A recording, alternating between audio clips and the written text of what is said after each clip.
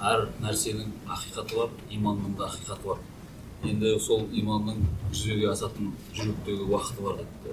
Сонда жаңағы осы хадисті келтірдіңіз. Саған келіп тұрған бәле менен өтіп сізге бармайды, сізге келіп тұрған бәле менен өтіп сізге бармайды. Осы жерден бір айтып қысқаша не сөйлесіз бе? Бұл хадис ненің иманның ақиқаты соншалық дәрежеде біз көп нәрсеге иман келтіріп қоямыз ғой, бірақ иман келтіреміз жалпы біз. Бірақ сол иман келтірген нәрсемізді көзімізбен көрген уақытта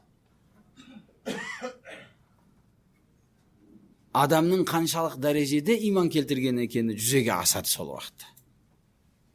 Түсінікті ме жоқ па? Бағанаға айтқандай, жақсылық келгенде шүкірлік қылу керек. Білеміз, оны білмейтін жалпы имандылықтан хабар бар адам білмейтін жоқ.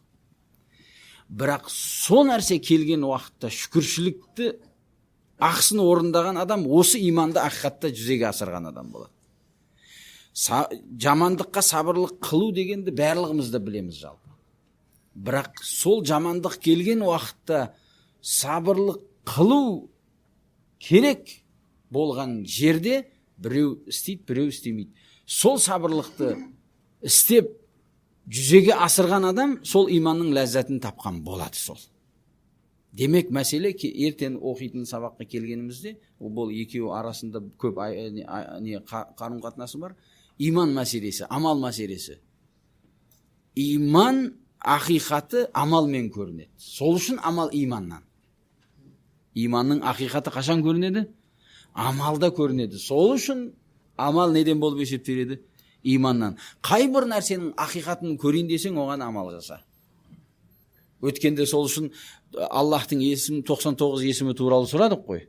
Қаншалық дәрежеде оған иман келтіріп есептесе, оған жаннатқа кіреді дедік, солай ма? 99 есімін. Оны иман келтіру дегені 1, 2, 3, 4, 99 деп санау емес. Сол иман, Аллахтың есімдерінің сипаттарын, мағыналарын біліп, сол есім сипаттарға амал жасау дедік. Солай ма? Аллах субханаху ва тағала естуші екенін біліп, Аллах сенен әрдайым жақсы нәрсені естуін қалайсың. Көруші екенін біліп, ол тек қана сенен жақсы нәрсе көруін, сен тек қана жақсы жерде де болуын көргенін жақсы көресің.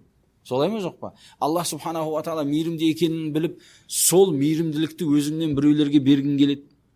Түсінікті ме? Өзіңнен әлсіз адамдарға мейірімді болуды қалайсың, себебі Аллах саған мейірімді. Осы амал менен ана иман не қылады? Жүзеге асады. Солай 99 есімге амал қылсаң, сонда өмірің немен толады? Амал менен толады. Амал менен өмірі толған адам сөзсіз қайда барады ол? Жаннатқа барады да. Сол үшін Наби саллаллаху алейхи вассалам Аллахтың 99 есімі бар. Кім оны есептеп білсе, ол жаннатқа кіреді деген мағынамыз соған келіп тақалады. Ертең ол тақырыпты иншалла жалғастырамыз.